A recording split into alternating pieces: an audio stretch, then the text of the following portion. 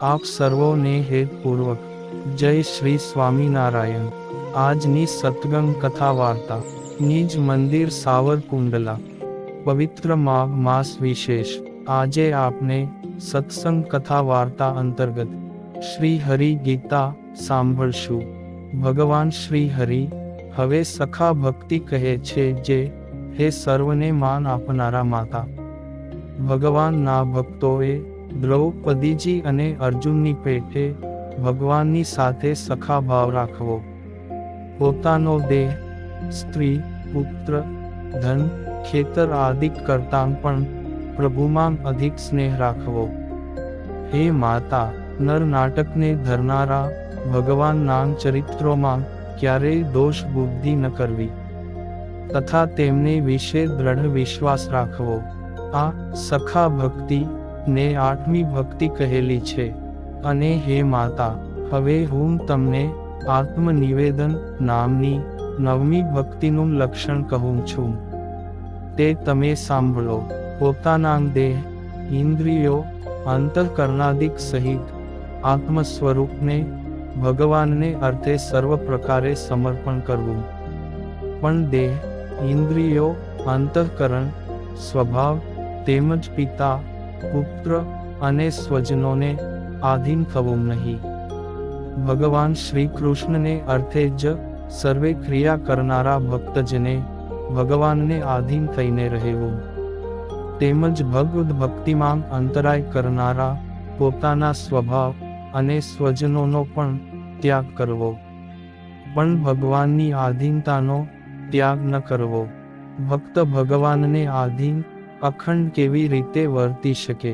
તો હે માતા, આત્મનિવેદી ભક્ત નેત્રોથી ભગવાનના દર્શન કરે, કાનથી તેમની કથા સાંભળે, ત્વચાથી તેમના ચરણનો સ્પર્શ કરવો, રસનાથી તેમના ગુણાનુવાદ ગાવા અને નૈવેદ્યનું ગ્રહણ કરવું, નાસિકાથી તેમને અર્પણ કરેલા ચંદન પુષ્પાદિકની સુગંધ લેવી, હાથથી તેમની સેવા કરવી, મસ્તકથી તેમને વંદન કરવા, પગથી તેમને પ્રદક્ષિણા કરવી તથા તેમની સમીપે જવું, મનથી તેમના જ સંકલ્પ કરવા, બુદ્ધિથી તેમનો નિશ્ચય કરવો, ચિત્તથી તેમનું ચિંતવન કરવું, અહંકારથી હું ભગવાનનો જ દાસ છું આવું અભિમાન ધરે, અને પોતે જે કાંઈ ધંધો, ખેતી, વ્યાપાર વગેરે કરે તે ભગવાનને અર્થે જ કરે, પોતાને જે કાંઈ પ્રિય પદાર્થ પ્રાપ્ત થાય તે ભગવાનને અર્પણ કરે,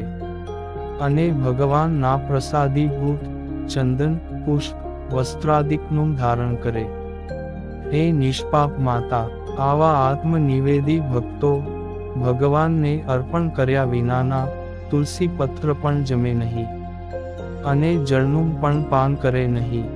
આત્મનિવેદી ભક્તોએ પરમાત્માની પ્રસન્નતાને અર્થે જ તપ, યજ્ઞ, દાન, વ્રત અને ભક્તજનોની સેવા કરવી। આ પ્રમાણે શ્રવણાદિક 9 પ્રકારની ભક્તિ દ્વારા જે જનો ભગવાનને ભજે છે તેને જ આત્મનિવેદી ભક્તો કહેવાય છે।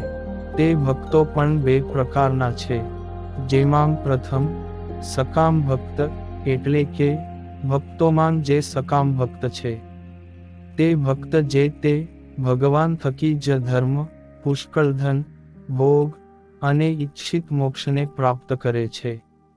સકામ ભક્તો આ દેહને અંતે ભગવાન થકી જ તેમના ગોલોકાદિક ધામોમાં મનોવાંછિત શાશ્વત સુખને પ્રાપ્ત કરે છે।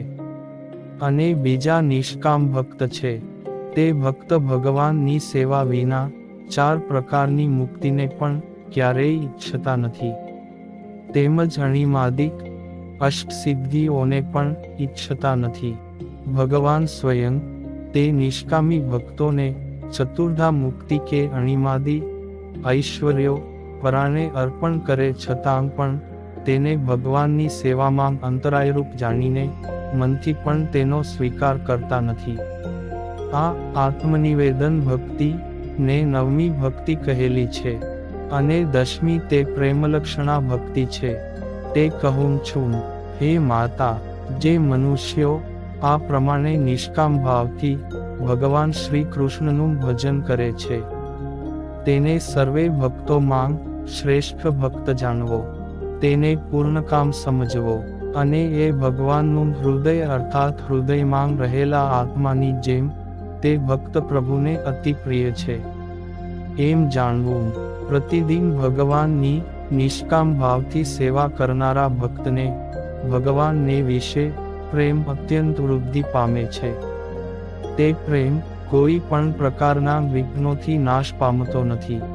જેવી રીતે ગંગાજીનો પ્રવાહ પોતાને અવરોધ કરનારા હિમાલયાદિક પર્વતોને પણ નહીં ગણીને તેમને ભેદી વિદારણ કરીને સમુદ્ર તરફ ગતિ કરે છે, તેવી રીતે નિષ્કામ ભક્તનો સ્નેહ અસત દેશ કાળાદિકની ક્રિયાઓ રૂપી અતિ પ્રબળ વિઘ્નોનું ઉલ્લંઘન કરીને શ્રી કૃષ્ણ ભગવાન પ્રત્યે જ ગતિ કરે છે અને ભગવાનને પામીને જ રહે છે.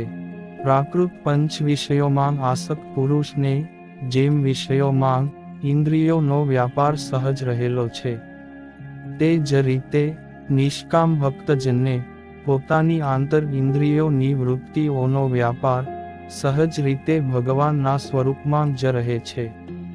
પ્રગટ પ્રમાણ શ્રી કૃષ્ણ ભગવાનને વિશે પરમ સ્નેહને પામેલો ભક્ત ભગવાન વિના અન્ય કોઈ પદાર્થમાં ક્યાંની પ્રીતિ કરતો નથી.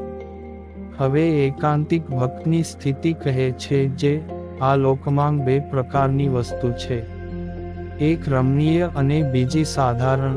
ભગવદ ભક્તને રમણીય વસ્તુ દુઃખરૂપ લાગે છે. ભગવાન શ્રી કૃષ્ણને વિશે ગાઢ અનુરાગવાળા ભક્તને સાધારણ પદાર્થો માંગથી દેહ નિર્વાહ અર્થે કાનિક સુખ પ્રાપ્ત થયું એવું અનુભવાય છે, પરંતુ રમણીય પદાર્થોમાં તો અતિશય દુઃખ જ ઊભું થાય છે. આવા ભગવદ ભક્તને મલયાગર ચંદનનો લેપ પણ વિષ અથવા કાદવ સમાન લાગે છે.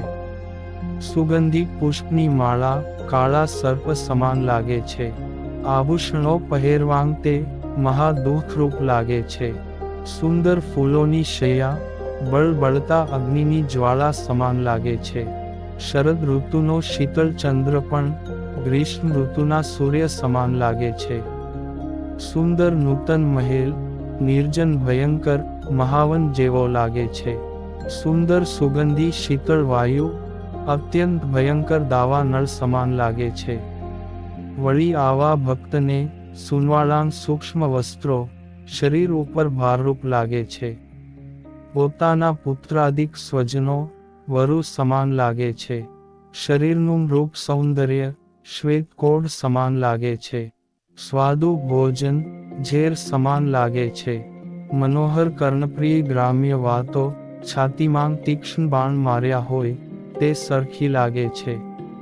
તેમજ દેવાંગના સમાન સુંદર દેખાતી નારી ભક્તને રાક્ષસી સમાન લાગે છે.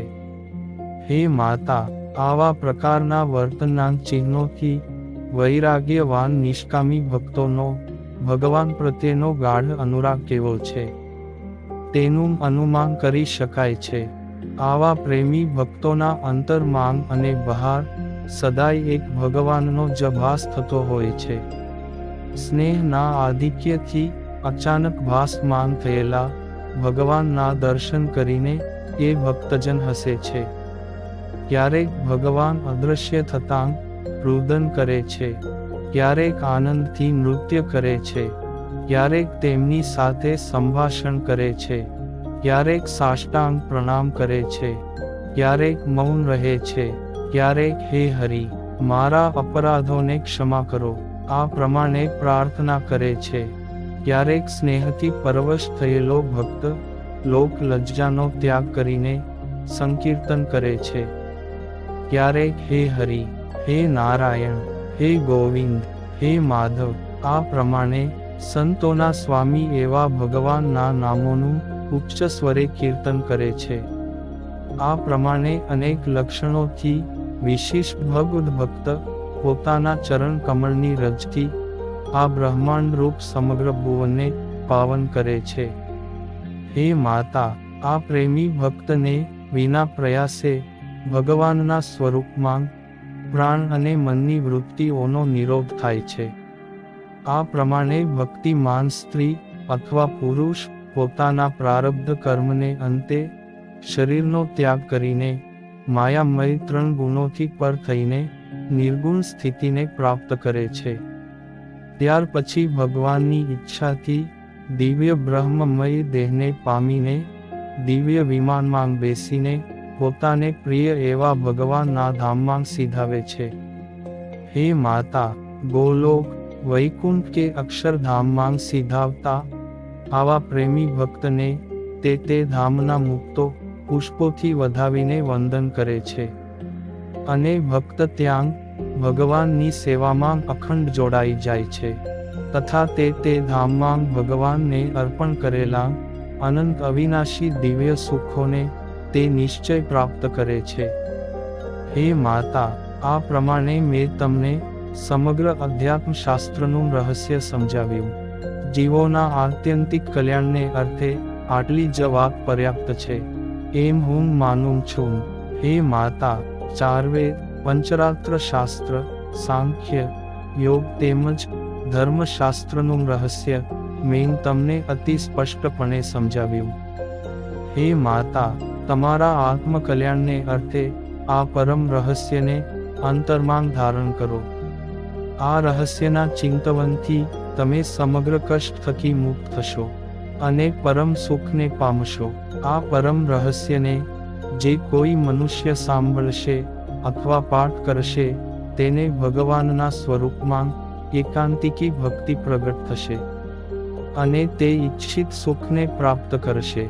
શ્રી હરિ ગીતાના શ્રવણ બાદ માતા ભક્તિ દેવીનો નિર્ણય કહે છે.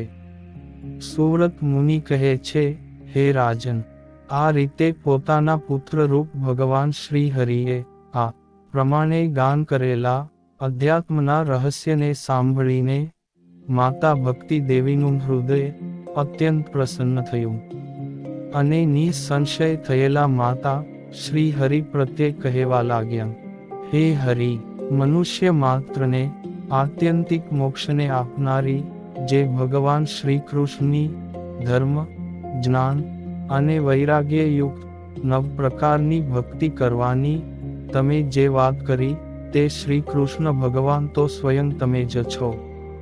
અત્યારે હરિ નામથી આ લોકમાં પ્રસિદ્ધ છો એમ હું નિશ્ચય જાણું છું, કારણ કે તમારા વચનોથી મારા સમગ્ર સંશયો દૂર થયા છે.